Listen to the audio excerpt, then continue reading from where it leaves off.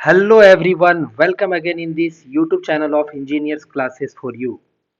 जैसा कि आप सभी को बिल्कुल भी विजिबल होगा कि ऊपर में स्क्रीन पे लिखा हुआ है Jharkhand university of technology JUT और सिलेबस लिखा हुआ है।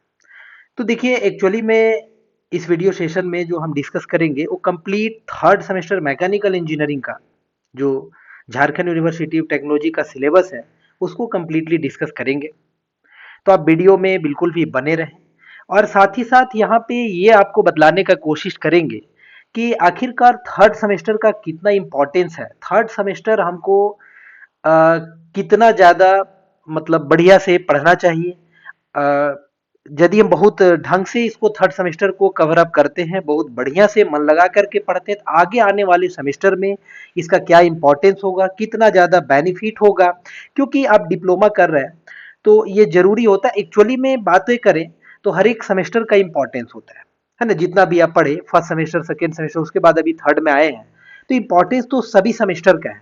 लेकिन यहाँ से आखिर थर्ड सेमेस्टर का स्पेशली क्या इम्पोर्टेंस है या फिर यहाँ से किस तरीके से हम लोग को जो है वो चलना चाहिए, कौन कौन सा बुक जो है वो फॉलो करना चाहिए, है ना? कौन सब्जेक्ट के लिए कौन बुक बिल्कुल बढ़िया रहेगा, कौन कौन सब्जेक्ट पे ज्यादा थोड़ा जोर देना है हमको थर्ड सेमेस्टर में।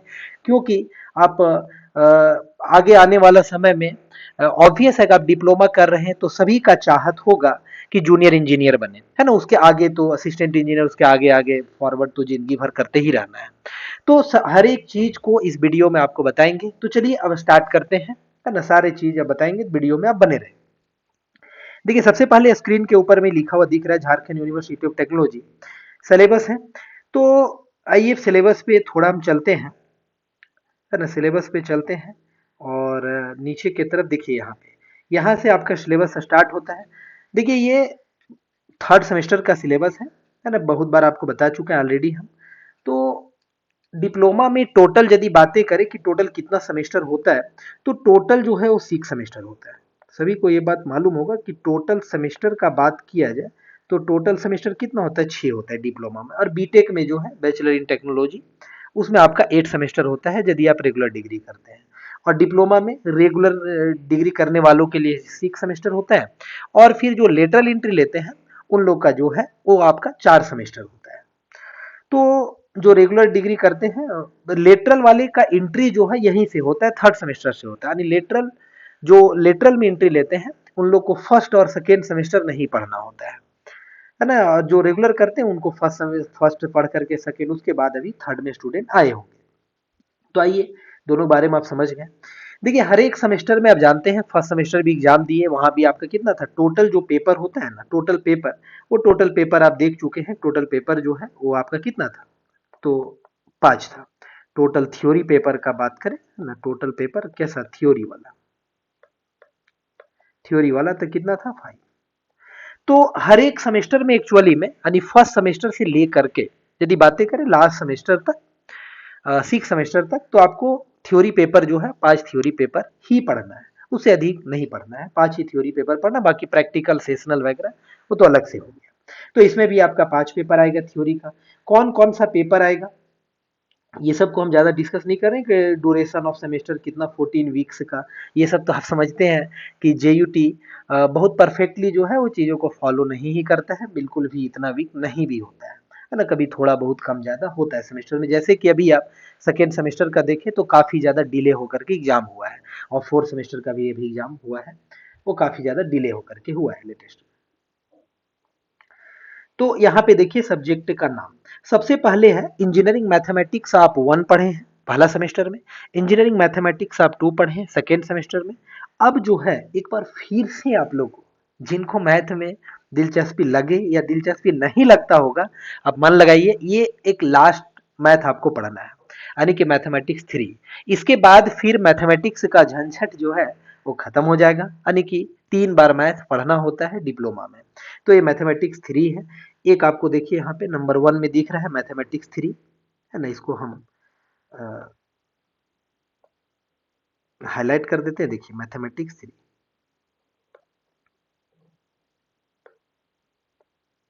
देखिए आपको दिख पा रहा है मैथमेटिक्स 3। तो ये एक थ्योरी पेपर है। इसमें आपका जो इंटरनल असेसमेंट होगा, है ना, जो इंटरनल असेसमेंट जो कॉलेज से दिया जाता है, वो आपको मालूम है कि कितने का, तो ये 20 नंबर का है ना। और 80 मार्क्स का जो है वो आपका एग्जाम होगा, फाइनल एग्जाम। फाइनल एग्जाम जो होगा 80 मार्क्स का होगा, टोटल 100 हो गया। पासिंग मार्क्स जो है इसमें वो 26 मार्क्स होता है, पासिंग मार्क्स 26 का होता है। और सब्जेक्ट में पास मार्क्स का बात करें 40। ये सब जो है पहला और दूसरा सेमेस्टर में भी चीजें सब सेम जैसा था, आप चीजों के बारे में जान रहे हैं। अब देखिए नेक्स्ट जो है वो एक आपका मशीन ड्राइंग है। मशीन ड्राइंग का पेपर है नेक्स्ट, सेकेंड में देख पा रहे हैं, पहला हो गया, सेकेंड में मशीन ड्राइंग का पेपर है, अंडरलाइन कर देने। उसमें भी वैसे ही है, थ्योरी प्रैक्टिकल वगैरह मतलब जो भी है चीजें वैसे ही है। और थर्ड नंबर में है इंजीनियरिंग मटेरियल, फोर्थ नंबर में है इंजीनियरिंग मैकेनिक्स, और फिफ्थ नंबर में है स्ट्रेंथ ऑफ मटेरियल। देखिए ये दीज 5 सब्जेक्ट्स, ये 5 सब्जेक्ट है जो आपको पढ़ना है, वो ये थ्योरी का पूरा सब्जेक्ट है 5। अब देखिए मशीन ड्राइंग का सेशनल होगा, है ना, मतलब बना करके चीजें जमा करना होता है कॉलेज के अकॉर्डिंग, है ना, मशीन ड्राइंग का। और इंजीनियरिंग मैकेनिक्स का लैब होगा मतलब प्रैक्टिकल है। और आपका स्ट्रेंथ ऑफ मटेरियल का भी प्रैक्टिकल होगा। और एक डीएलएस का सेशनल है ना, ये सब सेशनल है। तो ये सब तो खैर कॉलेज वाला ये हो जाता है ना। तो आगे खैर बढ़ते हैं, उससे पहले ये 5 सब्जेक्ट के बारे में थोड़ा समझते हैं। देखिए ये 5 सब्जेक्ट में ध्यान दीजिए स्टूडेंट आप लोग, कि ये 5 सब्जेक्ट में जो है वो मशीन ड्राइंग का जो पेपर है, मशीन ड्राइंग जिसको अभी हम रेड से सर्कल कर रहे हैं, तो मशीन ड्राइंग का जो पेपर है, इसका जो एग्जाम होगा वो आपका होम सेंटर होता है। इसका होम सेंटर एग्जाम होगा।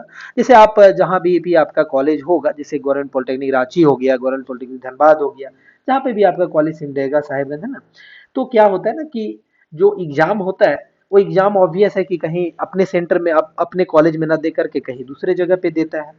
तो यहाँ पे भी 4 सब्जेक्ट का जो होगा, यानी कि इंजीनियरिंग मैथ हो गया, मटेरियल हो गया, मैकेनिक्स का हो गया, और श्रोम का हो गया जिसको स्ट्रेंथ ऑफ मटेरियल बोलते हैं। तो ये चारों सब्जेक्ट का आपका जो एग्जाम सेंटर पे होगा, मानी कि आपके कॉलेज में नहीं होगा, लेकिन ये मशीन ड्राइंग जो है ना, ये होम सेंटर होता है, यानी आपके कॉलेज में ही होगा, जो भी रिस्पेक्टिव आपका कॉलेज होगा, है ना, जो भी रिस्पेक्टिव कॉलेज होगा। जैसे आपका रांची कॉलेज है तो वही कॉलेज में होगा, या फिर कोई प्राइवेट कॉलेज है तो उसी में होगा। तो खैर ये पांचों के बारे में आप समझ गए। अब देखिए थोड़ा हम बातों को समझते हैं। मैथ 2 बार पढ़े हैं, ये थर्ड मैथ है, इसमें आपको इंटीग्रेशन वगैरह के बारे में पढ़ना है, लैपलास ट्रांसफॉर्म, फूरियर, ये सब है। मैथमेटिक्स आगे सिलेबस जब हम डिस्कस करेंगे तो बताएंगे वन बाय वन। तो खैर अब यहाँ पे पेपर 5 देख लिए, अब आगे बढ़ते हैं और आगे आपको नेक्स्ट बताते हैं। देखिए सबसे पहले जो है वो इंजीनियरिंग मैथ वही डिस्कस कर लेते हैं। तो इंजीनियरिंग मैथमेटिक्स में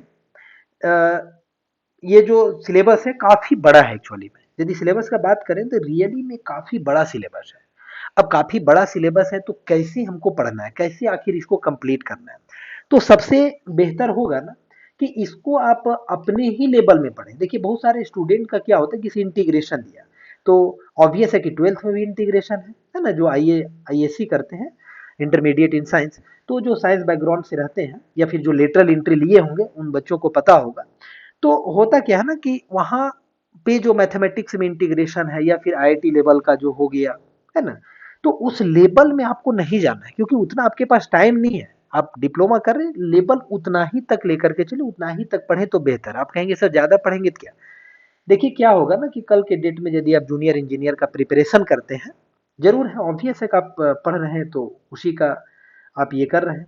तो उस समय जो है वो इंजीनियरिंग मैथमेटिक्स जो है एक्चुअली में जितना भी आप मैथ पढ़े, ये एक सब्जेक्टिव नॉलेज को स्ट्रॉन्ग करने के लिए है। जैसे कोई कोर पेपर आएगा मैकेनिकल में, इलेक्ट्रिकल में, जो कोर पेपर आएगा उसमें कुछ डेरिवेशन होता है, कहीं पे चीजें कुछ उस तरीके से आता है, तो कहीं अचानक से डिफ्रेंशिएट करना पड़ेगा कुछ डेरिवेशन के टाइम में, या फिर आपको इंटीग्रेट करना पड़ेगा। तो एक बेसिक नॉलेज एक जरूरी है, इसीलिए मैथमेटिक्स पढ़ाया जाता है। लेकिन जो जूनियर इंजीनियर का सिलेबस है, चाहे वो कोई भी कंपनी का हो या कोई भी एग्जाम होगा जेई लेवल का, तो उसमें आपका ये इंजीनियरिंग मैथमेटिक्स नहीं है, वहां पे एप्टीट्यूड रीजनिंग ये सब पढ़ना होता है। तो आप अपने ही लेवल में पढ़ेंगे क्योंकि टाइम भी तो लिमिटेड है, अब बहुत ज्यादा डीपली जाएंगे तो इंटीग्रेशन में ही रह जाएंगे। तो बेहतर होगा कि इसके लिए मार्केट में बुक जो है वो झुनझुन वाला या निराली का बुक, तो हमारे अकॉर्डिंग तो हम अपना एक्सपीरियंस से बता रहे हैं डिप्लोमा लेवल में बेहतर होगा कि आप उसी बुक को फॉलो करें, उसी बुक को फॉलो करें। नंबर ऑफ क्वेश्चंस है, वहाँ पे कुछ मिस्टेक्स हैं, कहीं कुछ गड़बड़ी है तो उसको आप चीज़ों को करेक्ट करें। वो पढ़ने से अब या फिर टीचर आपको बताएंगे तो वहाँ से चीज़ें पता चलता है। तो झुनझुनवाला का या फिर झुनझुनवाला का ही ले लें या फिर निराली का, कोई दोनों में से कोई ले सकते हैं और ये मैथ्स को कवर अप कर सकते हैं अपने डिप्लोमा लेवल में, बहुत ही बेहतर होगा। बुक के बारे में आपको बता दिया। तो खैर देखिए, इंटीग्रेशन है, फर्स्ट यूनिट में इंटीग्रेशन है, फिर डेफिनेट इंटीग्रल है, एप्लीकेशन ऑफ डेफिनेट इंटीग्रल है, ये सब चीजें पढ़ना है। सेकेंड यूनिट में आपका डिफरेंशियल इक्वेशन है इसमें, है ना। सेकेंड यूनिट का बात करेंगे तो डिफरेंशियल इक्वेशन है। फर्स्ट में आपका इंटीग्रेशन वगैरह है, डिफिनेट इंटीग्रल है और एप्लीकेशन ऑफ डिफिनेट इंटीग्रल है। तो ये सब है। सेकेंड यूनिट में आपका एप्लीकेशन ऑफ डिफरेंशियल इक्वेशन भी है, डिफरेंशियल इक्वेशन भी है। और थर्ड यूनिट में आपका न्यूमेरिकल मेथड्स हैं जो कि काफ़ी आसान है। ये थर्ड यूनिट वाला यदि पोर्शन कहे तो बहुत ही आसान है। Solution of algebraic equation, solution of simultaneous equations containing three unknowns और इंटरपोलेशन वगैरह है, न्यूमेरिकल डिफरेंशिएशन एंड इंटीग्रेशन है। ये सब आपका सिलेबस है। और आगे फोर्थ यूनिट में प्रोबेबिलिटी भी आपको इस बार पढ़ना है। देखिए थर्ड सेमेस्टर में प्रोबेबिलिटी पढ़ना है, प्रोबेबिलिटी डिस्ट्रीब्यूशन पढ़ना है जिसमें binomial distribution, Poisson distribution, normal distribution, ये सब आपको पढ़ना है। जब पढ़ाया जाएगा तब आपको इसके बारे में बताया जाएगा। मेरा क्लासेस जो है वो ऑलरेडी रन करता है ना, ऑनलाइन मोड पे। मेरा जो एप्लीकेशन है मेनली, जो आप ऊपर में देखे थे इंजीनियर्स क्लासेस फॉर यू नाम से, या फिर आप इसी चैनल पे भी हैं भी, है ना, इंजीनियर्स क्लासेस फॉर यू। तो इंजीनियर्स क्लासेस फॉर यू पे जो है वो आपका प्ले स्टोर पे आपको ऐप अवेलेबल है। उसमें थर्ड सेमेस्टर से लेकर के सिक्स सेमेस्टर तक, क्योंकि हम जो है वो मैकेनिकल इंजीनियरिंग से बिलोंग करते हैं और बिल्कुल भी आपका थर्ड सेमेस्टर से लेकर के सिक्स सेमेस्टर तक के स्टूडेंट को पढ़ाते हैं। अभी फर्स्ट और सेकेंड स्टार्ट नहीं किए। काफ़ी सारे स्टूडेंट झारखंड के मेरे से ऑलरेडी जुड़े हुए हैं और बेहतर परफॉर्म किए हुए हैं, बहुत सारी कंपनीज में ऑलरेडी प्लेस्ड भी है। तो खैर वो तो बातें हुआ। तो यदि आपको पढ़ाई करने का होगा तो आप बिल्कुल भी ज्वाइन कर सकते हैं, क्वारी कर सकते हैं। आगे बढ़ते हैं। तो प्रोबेबिलिटी है और लैपलास ट्रांसफॉर्म है ना, देख रहे हैं, फूरियर ट्रांसफॉर्म है और आपका लीनियर प्रोग्रामिंग। देख रहे हैं इस तरह से आपको नजर आ रहा है 7 यूनिट है। तो 7 यूनिट ऐसे ही 7 ये यूनिट ही आपको ज्यादा लग रहा है पहला, और उसके अंदर कंटेंट को आप देखेंगे तो काफी ज्यादा कंटेंट है। रियली में काफी वास्ट सिलेबस है ये मैथमेटिक्स का, सबसे बड़ा सिलेबस मैथमेटिक्स का है कहा जाए तो। ऐसे स्ट्रेंथ ऑफ मटेरियल का भी है लेकिन इसका सिलेबस बहुत बड़ा है। तो उसी तरीके से लेकर के आपको चलना है। यहीं पे स्टूडेंट गड़बड़ी करते हैं, एकदम इंटीग्रेशन में है तो इंटीग्रेशन में एकदम आईआईटी लेवल में घुस गए हैं, तो उनका कहाँ से सिलेबस कवर होगा। ऑब्वियस आप डिप्लोमा तो उस लेवल में ही चीजों को लेकर के चले। जो 11 12th के स्टूडेंट है ना, तो उन लोग को JEE वगैरह का एग्जाम देना होता है। तो वैसे में वो लोग यदि बहुत एडवांस लेवल में जा रहे हैं तो बहुत बेहतर है, लेकिन आप अपने आप को अपने ही दायरे में रखें तो बेहतर होगा, सिलेबस भी कवर होगा। वहां देखें 12th का सिलेबस 1 साल का होता है, यहाँ आपको 3 महीना का टाइम मिलेगा, ढाई 3 महीना 4 महीना ऐसे मिलता है टाइम, उससे भी कम हो जाएगा। तो अपने अकॉर्डिंग चलिए। तो मैथमेटिक्स हो गया। अब अगला जो है ड्राइंग का पेपर, आपको पता है होम सेंटर है, ये थियोरिटिकल बातें हैं। तो थ्योरी वाला में ये सब पोर्शन जो है, जैसे ऑक्सिलरी व्यू के बारे में, है ना, सेक्शनल व्यू के बारे में, कन्वर्जन प्रोजेक्शन। तो देखिए ये ड्राइंग का पेपर जो है ना, एक्चुअली में ये भी इम्पॉर्टेंट है। क्यों इम्पॉर्टेंट है? क्योंकि बहुत बार चीजें आप ऑब्वियस है कि 3D ड्रॉ करना पड़ता है ना। मैकेनिकल ये सब में 3D बहुत ज़्यादा ड्रॉ होता है। सिक्स सेमेस्टर में मशीन डिजाइन में बहुत ड्रॉ होता है, और भी जगह पे थोड़ा विजुअलाइज करने के लिए 3D, तो वहाँ पे कुछ नॉलेज हो ना बेसिक, तो ड्रॉ करने में थोड़ा आसानी होता है।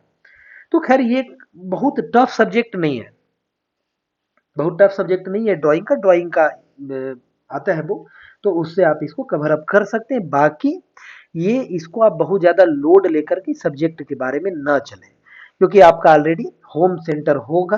तो चीज़ें जो है वो इजी ही है, मतलब इजी लेवल में इसको लेना है आपको मशीन ड्राइंग को। बहुत टफ सब्जेक्ट नहीं है, थोड़ा सा आप थ्योरेटिकल बातें कोई बुक से आप देख लेते हैं तो बहुत आसानी से आप हैंडल कर सकते हैं।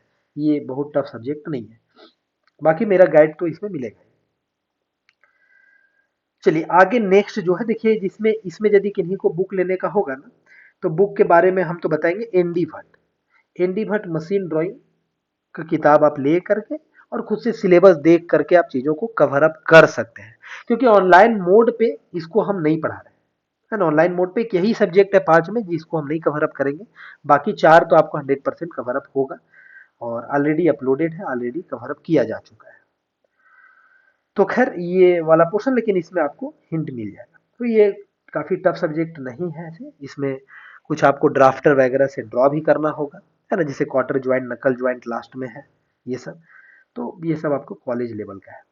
आगे बढ़ते हैं इंजीनियरिंग मटेरियल। देखिए ये इंजीनियरिंग मटेरियल जो है, यानी कि आप कहें ना टोटल 5 सब्जेक्ट में, तो यदि आप ये पूछेंगे कि सर ये बताइए कि एकदम इंजीनियरिंग पॉइंट ऑफ व्यू से, मान लीजिए हम सर अभी से ही जूनियर इंजीनियर का प्रिपरेशन करना चाहते हैं, क्योंकि आप एक चीज बताना हम भूल गए कि फर्स्ट और सेकेंड सेमेस्टर आप देखिए कि हर एक ब्रांच के लिए कॉमन था।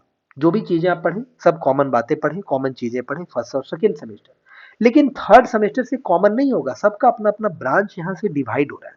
यानी कि मैकेनिकल है तो आपका मैकेनिकल अपना, इलेक्ट्रिकल है तो इलेक्ट्रिकल का अपना, सिविल का अपना, इस तरह से मैथमेटिक्स का पोर्शन इस सेमेस्टर में आप लोग का कॉमन होगा। ऐसे 100% कॉमन नहीं होगा लेकिन मिलता जुलता रहेगा इलेक्ट्रिकल से, सिविल से, ये सब से। लेकिन और भी जैसे इंजीनियरिंग मटेरियल हो गया, ड्राइंग हो गया आपका, स्ट्रेंथ ऑफ मटेरियल हो गया, इंजीनियरिंग मैकेनिक्स हो गया, तो और भी ब्रांच में नहीं पढ़ना है स्टूडेंट, नहीं पढ़ना और भी ब्रांच में, ये आप ही लोग को पढ़ना है। मतलब मैकेनिकल इंजीनियरिंग स्टूडेंट को ही ओनली ये सब सारे सब्जेक्ट पढ़ना है। तो इसमें जो आपको बहुत ध्यान देना है ना, यदि आप अभी से ही, और हम तो कहते हैं अभी से ही आप लोग जग जाइए, क्योंकि बेस जब पूरा स्ट्रांग रहेगा ना, ऐसे आपका मैकेनिकल और सिविल ब्रांच के लिए जो इंपॉर्टेंट है ना, फर्स्ट सेमेस्टर का फिजिक्स है। यदि आप फर्स्ट सेमेस्टर का फिजिक्स को, फर्स्ट सेम फिजिक्स, यदि फर्स्ट सेम फिजिक्स को बहुत अच्छे से आप पढ़े होंगे ना, तो इधर इंजीनियरिंग जो मैकेनिकल से बिलोंग करेंगे, जो सिविल से, उनके लिए आसान होगा। ऐसे तो सभी को जरूरत है फर्स्ट का फिजिक्स हो या सेकेंड का, लेकिन जो ज्यादा बहुत ज्यादा उसका यूज होगा ना, फर्स्ट वाला का होगा। सेकेंड का जो फिजिक्स है ना, उसका यूज इलेक्ट्रिकल इलेक्ट्रॉनिक्स ब्रांच के स्टूडेंट के लिए बहुत ज्यादा है। जरूरत तो सबको है बेसिक चीजें जानना, लेकिन एक हम ज्यादा मेजर लेकर के चल रहे हैं। तो खैर थर्ड सेमेस्टर से आप एकदम जग जाइए, क्योंकि टोटल लगभग 11-12 सब्जेक्ट तो होता है जो जूनियर इंजीनियर के सिलेबस में है। कोई भी जूनियर इंजीनियर के सिलेबस में टोटल वही सब्जेक्ट होता है, जिसमें ये आपका थर्ड सेमेस्टर से जो है, थर्ड सेम से, वो आपका 3 सब्जेक्ट पे आप विशेष ध्यान दीजिए। ऐसे तो कहे तो 3 में 2 पे बहुत ज्यादा, एक थियोरिटिकल है तो उससे क्वेश्चन तो उससे भी पूछा जाता है, थोड़ा सा आप याद रखेंगे कम तो काम बन जाएगा उससे। तो 3 सब्जेक्ट कौन कौन है, तो देखिए एक हो गया आपका इंजीनियरिंग, एक हो गया आपका इंजीनियरिंग मटेरियल, और आपका हो गया इंजीनियरिंग मैकेनिक्स,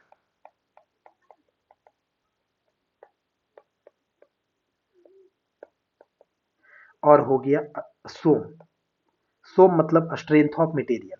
ये 3 जो सब्जेक्ट है इस पे बहुत फोकस करना है। इस 3 में भी आपको ये 2 पे, इंजीनियरिंग मैकेनिक्स और सोम पे, क्योंकि वो थियोरिटिकल है तो आप थ्योरी को थोड़ा याद रखेंगे, चीजों को कवर अप कर लेंगे। बहुत ज्यादा वेटेज वाला सब्जेक्ट नहीं है जेई में, लेकिन ये 2 सब्जेक्ट वेटेज वाला है और ये काफी इंपॉर्टेंट भी है।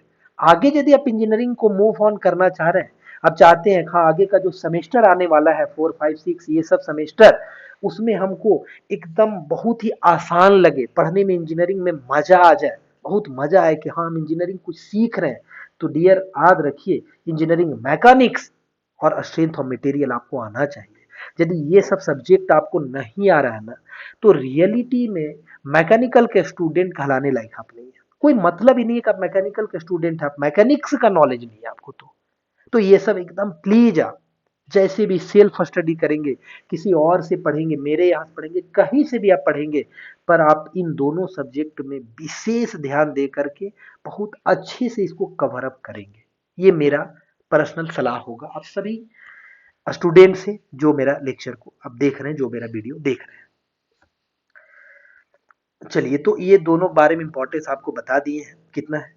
तो ये इंजीनियरिंग मटेरियल में देखिए क्या है, इंजीनियरिंग मटेरियल मतलब जो इंजीनियरिंग, जैसे कि कोई भी कंपोनेंट्स आपका बना हुआ है तो ऑब्वियस है ना, कोई मटेरियल का ही बना हुआ है। कोई भी कोई मशीन का बॉडी बना हुआ, मशीन का अंदर का पार्ट्स बना हुआ है, मटेरियल से ही बना हुआ है। बिना मटेरियल का तो नहीं बना हुआ है, तो इसलिए इसका नॉलेज जरूरी है। आखिरकार हम किस जगह पे डक्टाइल टाइप का मटेरियल यूज कर लेंगे, किस जगह पे ब्रिटल टाइप का मटेरियल यूज कर लेंगे, किस प्लेस पे जो है वो मैलिएबल मटेरियल यूज करेंगे, किस किस प्लेस पे हम हार्डर मटेरियल यूज करेंगे, किस प्लेस पे हम सॉफ्ट मटेरियल यूज करेंगे। तो ये नॉलेज एक इंजीनियरिंग स्टूडेंट के लिए जरूरी है। क्योंकि ऐसा नहीं है ना कि आप कोई भी चीज, जैसे कि फैन का ब्लेड बना हुआ है, तो आप ये तो नहीं है ना कि उसको आप थर्मोकोल से बना देंगे। आप आखिर कुछ स्ट्रेन तो देखेंगे ना। तो ये इंजीनियरिंग मटेरियल में सीखने को मिलेगा। तो इंजीनियरिंग मटेरियल में कितना यूनिट है, ये देखिए, engineering materials and their property सबसे पहले पढ़ना है, जिसमें इलास्टिसिटी, प्लास्टिसिटी, स्ट्रेंथ क्या होता है, टफनेस, हार्डनेस, है ना, ब्रिटलनेस, फटीग वगैरह पूरा पढ़ना होता है। और अगला है फेरस मेटल्स एंड अलॉयज के बारे में। फेरस नॉन फेरस होता है।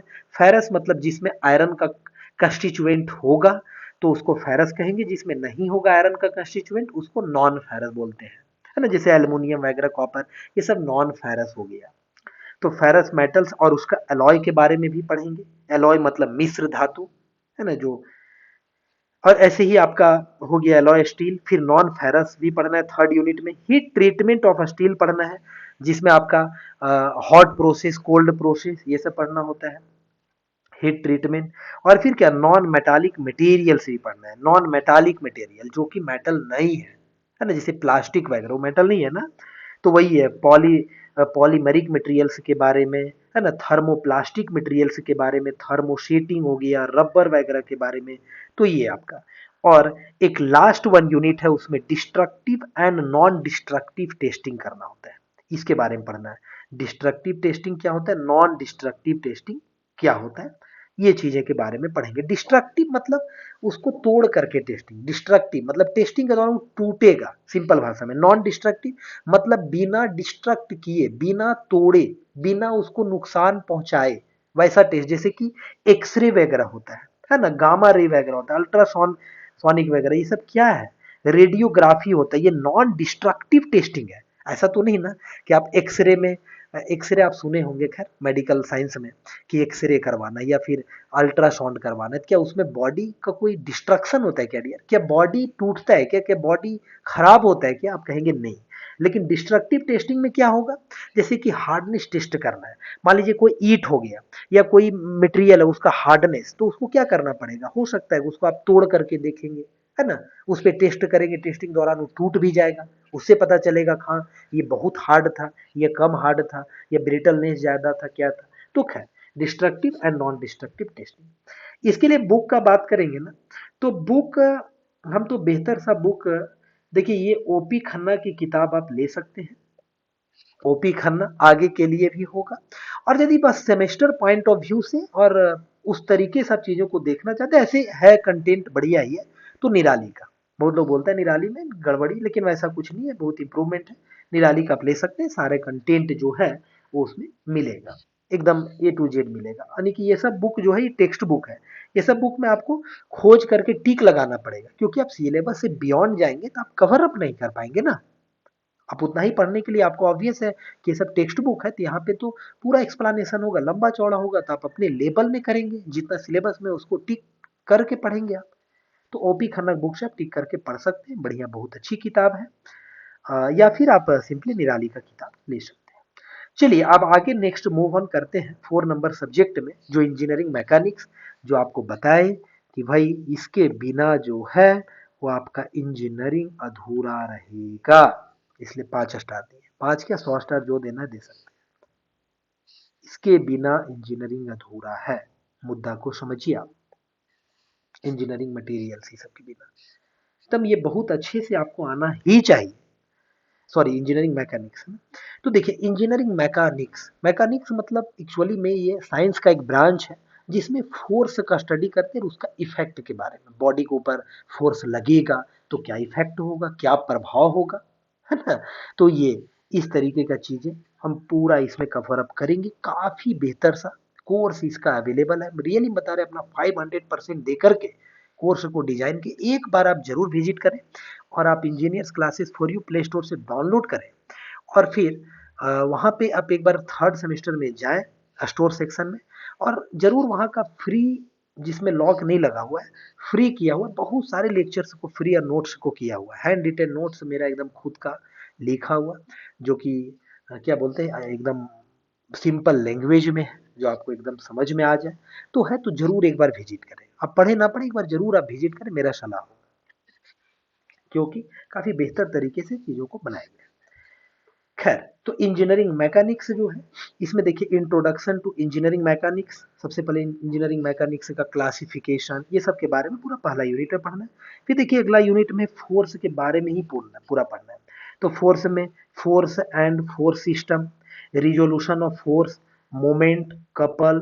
अब बहुत सारा टर्म जो है ना इंजीनियरिंग मैकेनिक्स का या फिर इंजीनियरिंग मटेरियल का, या फर्स्ट सेमेस्टर के फिजिक्स में आप सुने रहेंगे, इतना तो है। फर्स्ट सेमेस्टर के फिजिक्स में वो टर्म जरूर सुने। जो स्टूडेंट फर्स्ट सेमेस्टर के फिजिक्स को पढ़े ढंग से ना, थोड़ा यहाँ पे आसान होगा। जरूर होता है ना कि आप कभी भी प्रीवियस में आपका बहुत अच्छा रहा है बैकग्राउंड, तो आगे भी अच्छा होता है, ये बात आप समझ सकते हैं ना। तो वैसे ही बहुत बढ़िया रहेगा कि जो, क्योंकि बहुत सारा टर्म, अब ऐसा नहीं कि फोर्स फोर्स का यूनिट न्यूटन होता है, किलो न्यूटन, मेगा न्यूटन, है ना, ये सब यूनिट। तो बहुत ऐसे होंगे जिनको क्या पता फोर्स सुने ही ना हो, या फोर्स क्या होता है डेफिनेशन ही ना पता हो, मोमेंट वगैरह। तो ये सब आप फर्स्ट सेमेस्टर के फिजिक्स में पक्का सुने हैं कि मोमेंट, ये सब के बारे में, मतलब बेसिक टर्म कम से कम डेफिनेशन सुने। यहाँ पे अलग बात है, उसी का एडवांसमेंट होगा, मतलब इंजीनियरिंग पॉइंट ऑफ व्यू से आपको चीजों को बताया जाएगा। हाँ भाई, क्यों इंपॉर्टेंस है इंजीनियरिंग मैकेनिक्स का, कहाँ पे मोमेंट लगता है, कहाँ पे कैसे मोमेंट को कैलकुलेट किया जाता है। तो खैर, ये हो गया इक्विलिब्रियम। थर्ड यूनिट में इक्विलिब्रियम पढ़ेंगे। इक्विलिब्रियम मतलब हुआ कि मान लीजिए बॉडी जो है, वो बॉडी पे जितना भी फोर्स लग रहा है, सभी फोर्सेस का समेशन यदि जीरो हो जाए, एक्स डायरेक्शन का, वाई डायरेक्शन, जेड डायरेक्शन, कोई भी रोटेशन ना हो, तो हम 100% उसको इक्विलिब्रियम मानते हैं कोप्लेनर सिस्टम के लिए। तो खैर ये सब आपको पढ़ाया जाएगा। इक्विलिब्रियम में देखिए लामीज थ्योरम वगैरह पढ़ाया जाएगा, इंपॉर्टेंट है सारा। कॉलिजन के बारे में पढ़ाया जाएगा, ट्रस, है ना। फिर लामीज थ्योरम तो है ही। कंडीशन ऑफ इक्विलिब्रियम, इक्विलिब्रेंट के बारे में पढ़ाया जाएगा आपको, और उसमें फोर्स वाला में कपल, ये सब भी पढ़ाया जाएगा, मूवमेंट पढ़ाया जाएगा। तो खैर बहुत ही प्यारा सब्जेक्ट है, एकदम मजा आ जाएगा, मतलब समझिए इंजीनियरिंग यहीं से दिखना स्टार्ट हो जाएगा डियर आप लोग, मजा आ जाएगा। अब आगे 4 यूनिट में जो है, वो centroid and centre of gravity पढ़ेंगे, सीजी के बारे में, क्या इंपॉर्टेंस है सीजी का, सब चीज जानेंगे आप यहाँ पे। क्यों सेंट्रॉइड पढ़ना जरूरी, क्यों सीजी जानना जरूरी बॉडी का। सेंट्रॉइड जो टर्म है ना, ये 2D बॉडी के लिए होता है एक्चुअली में, और सीजी जो होता है ना, वो 3D बॉडी के लिए, 3D के लिए।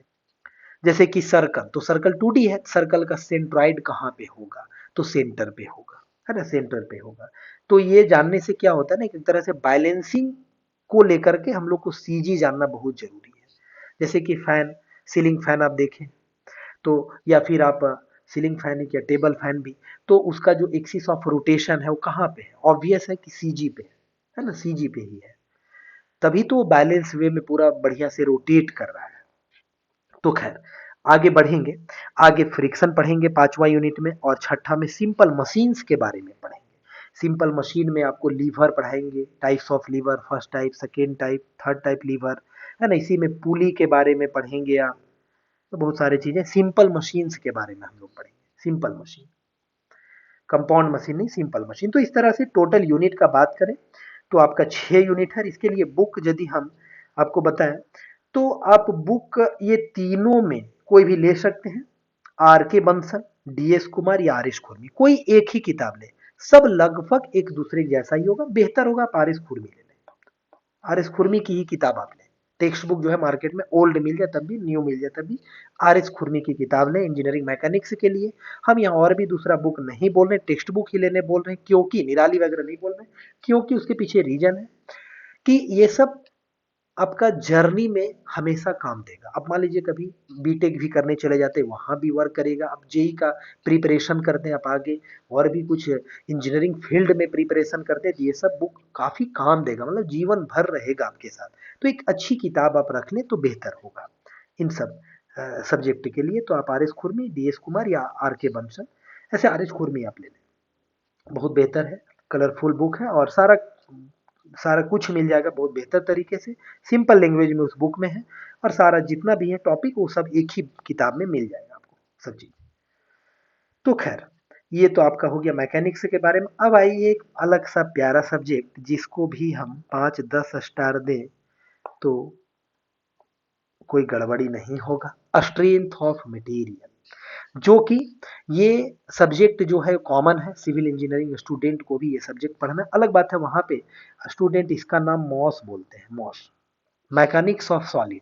क्योंकि इसके लिए आप यूट्यूब चैनल भी मेरा देखेंगे ना, इंजीनियर्स क्लासेस फॉर यू, जिस पे आप हैं वहाँ पे प्लेलिस्ट में भी आप जाएं, तो इसी चैनल पे आपको स्ट्रेंथ ऑफ मटेरियल का डिफरेंट डिफरेंट नाम का पता चल जाएगा। क्योंकि हम एक बहुत बेसिक वीडियो बनाए हैं इंजीनियरिंग मैकेनिक्स और स्ट्रेंथ ऑफ मटेरियल में क्या डिफरेंस है, तो जरूर एक बार आप देखें, क्योंकि आपको ना गहराई से जरूरी है इन सब सब्जेक्ट के बारे में, क्या अंतर है दोनों सब्जेक्ट में, तो एक बार देखें आप।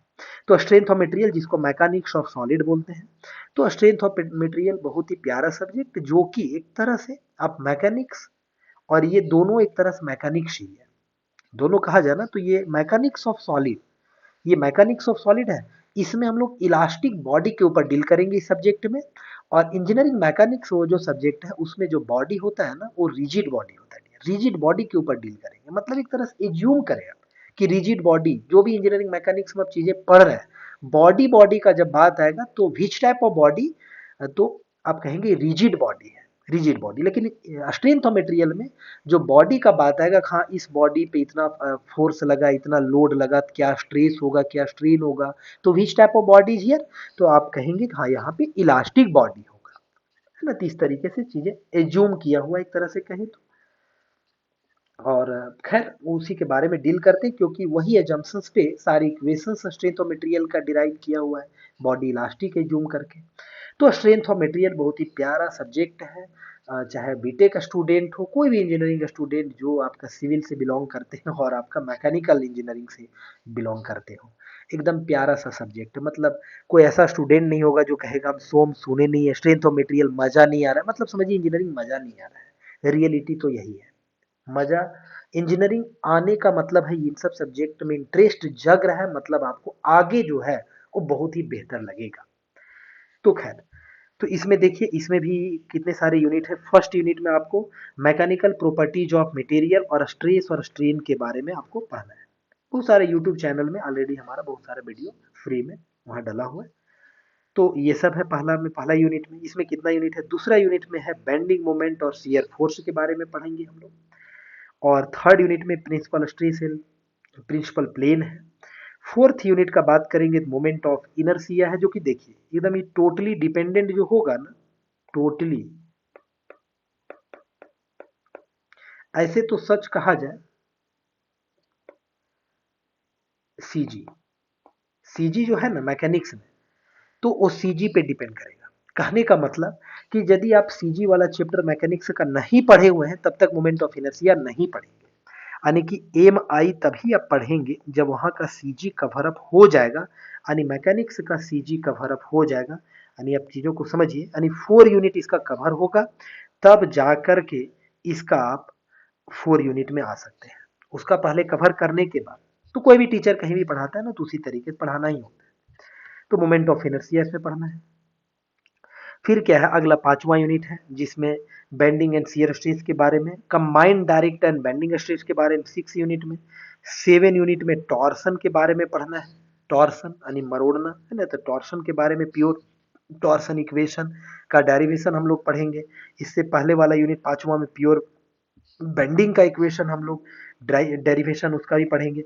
और एक लास्ट वन यूनिट है जो है तो बहुत बड़ा बीटेक लेवल में, लेकिन एक हमारा डिप्लोमा लेवल का जो है उसमें डिफ्लेक्शन एंड स्लोप थोड़ा सा बस डेफिनेशन लेवल का और नॉर्मली थोड़ा सा पढ़ना है हम लोग। यानी कि इस तरह से टोटल 8 यूनिट है। देख पा रहे हैं कितना सारा यूनिट है, बहुत बड़ा सब्जेक्ट सिलेबस है एक्चुअली में इसका, बहुत बड़ा सिलेबस है। और इस बार ना कॉम्प्रेस कर दिया आप लोग का टाइम, टाइम को ना, मतलब कहिए तो थर्ड के लिए कम ही टाइम मिलेगा, क्योंकि सेकेंड में ना ये डिले हो गया एग्जाम, तो टाइम कम मिलेगा। तो टाइम कम मिलेगा तो चीज़ों को देखिए आप किस तरह से कवर अप करते हैं, तो ना उसी टाइम में आखिरकार करना ही होगा, कोई दूसरा ऑप्शन नहीं है आप लोग के पास। आइए, तो यहाँ से आपका पांचों सब्जेक्ट जो है वो हम डिस्कस बहुत बेहतर से कर दिए। 5 सब्जेक्ट है, कितने कितने सारे यूनिट है। इसके लिए बुक का बात करेंगे, बुक कि सर ये बताइए, उसके लिए तो हम बता दिए आर एस खुरमी। इसके लिए बुक का बात करेंगे ना, तो इसमें भी आप जो है वो आर एस खुरमी ही ले लें, आर एस खुरमी की ही किताब ले लें सभी लोग। आर एस खुरमी बहुत अच्छी किताब है, आर एस खुरमी की ही किताब, मतलब मैकेनिक्स और सोम दोनों के लिए आर एस खुरमी आप ले लें। निराली ये सब का भी बुक लेते हैं तो कोई दिक्कत नहीं है, हम किसी बुक को खराब कह नहीं सकते, लेकिन बेहतर होगा आगे भविष्य के लिए कि आप आर एस खुरमी की ही किताब लें, ये दोनों के लिए, इंजीनियरिंग मैकेनिक्स और सोम के लिए। मटेरियल के लिए आप निराली ले लें, कोई इशू नहीं है। और उधर आप मैथ्स के लिए बोले निराली या झुनझुन वाला, और फिर आपका ड्राइंग के लिए भी आप निराली ले सकते हैं या फिर एन डी भट्ट की किताब ले सकते हैं। तो सारे बुक के बारे में बता दिए। अब मेरा थोड़ा सा लास्ट में क्लासेस के बारे में बात करें, तो आप एप्लीकेशन डाउनलोड करें, एक बार जरूर विजिट करें, मैंने जरूर विजिट करें आप सभी स्टूडेंट, और एक बार जरूर देखें फ्री मटेरियल्स को, और फिर कांटेक्ट करें काफ़ी कम प्राइस में, जो है अभी ओनली 1600 में, ओनली 1600 में जो है वो ड्राइंग को छोड़ करके पूरा 4 सब्जेक्ट कंप्लीट स्मार्ट रिकॉर्डेड एकदम एडवांस तरीके से, मतलब एकदम उसमें जो कंटेंट है उसका क्वालिटी नहीं, ये नहीं पिक्चर क्वालिटी का हम बात नहीं कर रहे, उसका जो कंटेंट है रियली में बता रहे काफ़ी एडवांस है। तो कंटेंट काफ़ी एडवांस तरीके से पूरा रिकॉर्ड किया गया है, क्योंकि टाइम कम है ना, तो इस दरमियान में आप लाइव क्लासेस में बहुत ज़्यादा आवर्स का लेना होगा, तब जाकर के कवर अप होगा। इसीलिए हम निर्णय लिए कि नहीं, इस बार आपको रिकॉर्डेड पूरा कंप्लीट, रिकॉर्डेड, जो कि जरा भी आप लोग को ये फील नहीं होगा